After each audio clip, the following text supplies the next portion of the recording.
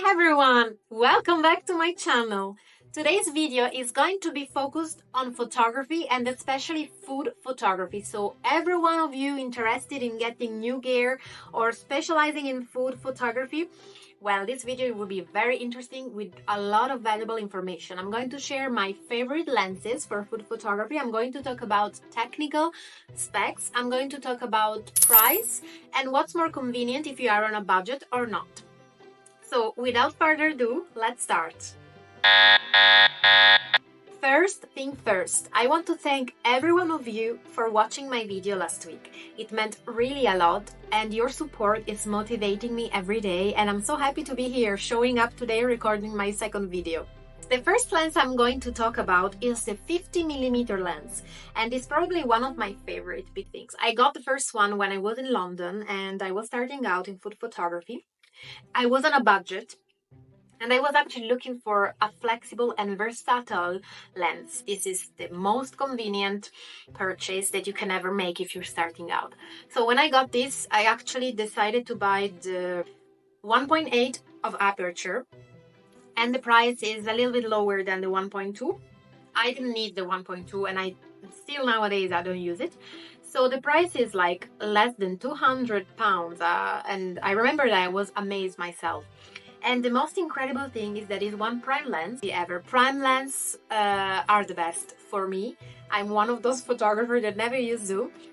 So one more thing about the 50mm lens and why it is good for photography is that it is not so heavy, it's easy to transport, and it's really versatile. As I said before, you can use it for portraits, you can use it for food, you can use it for many different things. The only thing you must keep in mind is that with this lens you have to get closer to your subject if you want to have more details, and if you want to have a wider view you have to go a little bit farther. So if you're not used to prime lenses at first, it might surprise you, but you get used quickly, trust me. Well, let's move on to the second recommendation. The second lens I'm recommending you today for food photography, it is the macro 90mm lens of Tamron. And this lens, actually, I got it the same year I got the 50mm lens. And I was not so sure. I actually felt like I needed to upgrade my equipment because I was starting to get more and more into food photography, and I wanted something that could give me a little bit more of texture of my food. I needed to get that macro effect. I don't know if you know what I mean. And this lens, it's really what you're looking for. When you want to show the texture, when you want to show the food and really enhance the beauty of each ingredient, isolate the food, isolate the dish, this is what you need. And it's a little bit more expensive than the 50mm lens. But I would say that if you are already in food photography and you have a little budget, well, why not investing in this lens? How could I do right now without this lens? When I want to show the texture, when I want to show, the drizzling of honey, the little details of maple syrup falling on top of pancakes.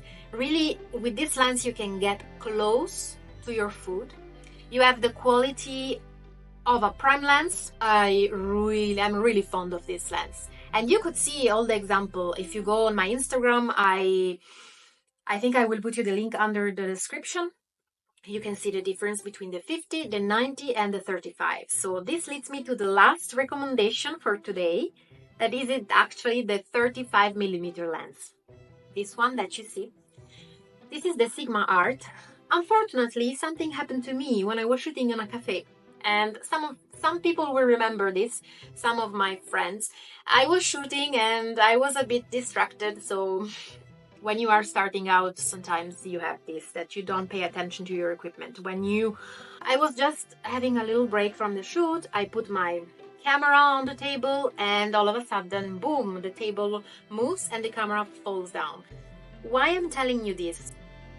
Because this lens, it is still working perfectly, and I am amazed of the quality of this lens. Of course, when this happened, I tried to see what I could do, if I could change it. But it's a bit expensive to, like it's the full price of this is 700. And I remember I got this when I was in Berlin, when I got my new Nikon, and I was so happy to invest this money. And yeah, I decided, okay, I'm not going to buy a new one. I'm going to use it like this. As long as it works, I will keep it. And this disaster happened in 2018, if I'm not wrong. Well, we are 2024 and I'm still using it, and it's amazing. So why is the 35mm lens so good for food photography? Well, after this little story, I can tell you the reason is that, first of all, it's a prime lens as well. So the quality of the sharpness, the aperture, it's incredible. Secondly, this lens, it offers a creative composition possibility in the sense that you can shoot with different angles and it provides a sharpness that is unique. That's why it's called Sigma art. It's creative. I really think that these 700 euros are totally worth it, and I would buy it again. When this will stop working, I will buy it again. And the reason is that when you shoot food, you don't only shoot plates. You also shoot people with food. You shoot the restaurant, you shoot the atmosphere, and lens really gives you the possibility to switch from shooting a plate to shooting the atmosphere with the plate in it or without. So you are totally versatile. Once again, you have the low light performance that is even higher than the 50mm lens. And every time I'm shooting in a restaurant and I have bad light condition, I'm not using artificial light and I want to be sure to have sharp images, I always take my 35mm. It's a lifesaver. And for video as well, I try to use it. It was cool. It was really a good result. I'm not still very skilled in video, so I can't really say.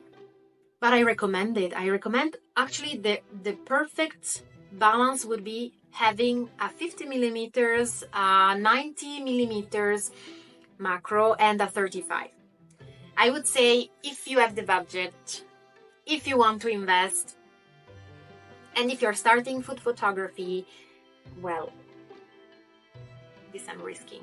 I'm going to break my lenses.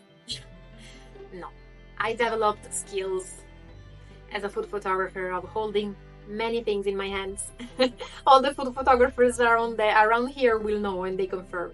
Anyway, apart from the jokes, I can tell you that this is the right balance for me.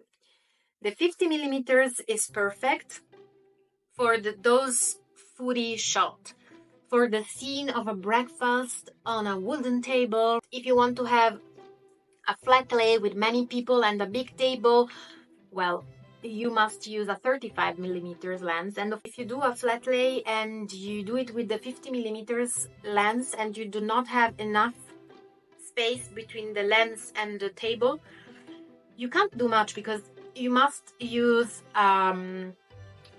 higher tripod, maybe a C-stand, and sometimes in a restaurant you don't have the option. So the 35mm, it's a lifesaver. So my friend, this video has come to an end. I hope you liked it and that you could take valuable information from it.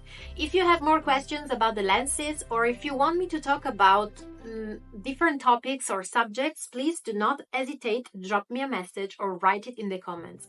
One last thing, if you like this video, give me a thumbs up and don't forget to subscribe for more photography tips and tricks. I see you next time. Bye!